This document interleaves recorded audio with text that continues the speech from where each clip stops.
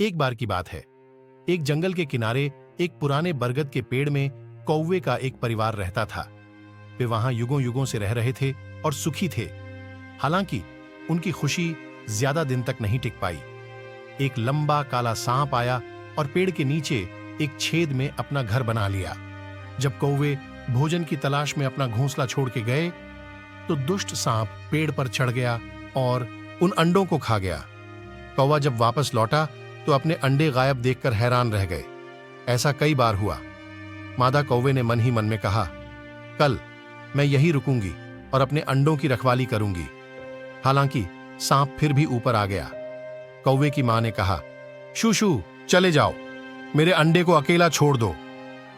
लेकिन दुष्ट सांप ने कोई ध्यान नहीं दिया और कीमती अंडों को निगल लिया।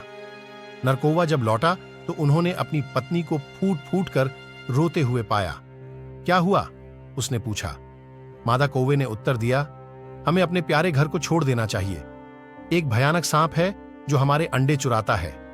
आज भी उसने हमारे सारे अंडे ले लिए। नरकौवे ने कुछ देर सोचा और कहा, हम अपना घर नहीं छोड़ सकते, हमें इसके बजाय सांप का पीछा करना चाहिए।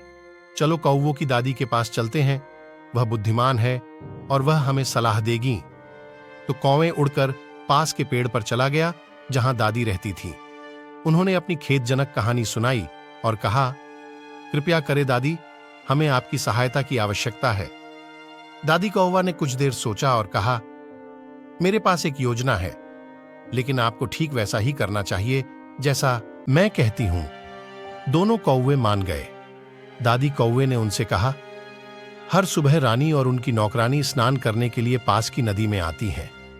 वे कुछ नौकरों की देखभाल में अपने गहने नदी के किनारे छोड़ ढांच देते हैं। तुम एक हार चुराना और सेवकों का ध्यान आकर्षित करना ताकि वे तुम्हारा पीछा करें।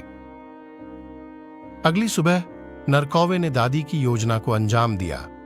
उसने हार चुरा लिया और उसे सांप के छेद में गिरा दिया। नौकरों ने हार लेने की कोशिश की तो सांप परेशान होकर बाहर आ गया। वे डर गए और सांप को पीट पीट कर मार डाला। और इस तरह मादा और नर कौवों ने अपने दुष्ट शत्रु से छुटकारा पा लिया और हमेशा के लिए खुशी से रहने लगे।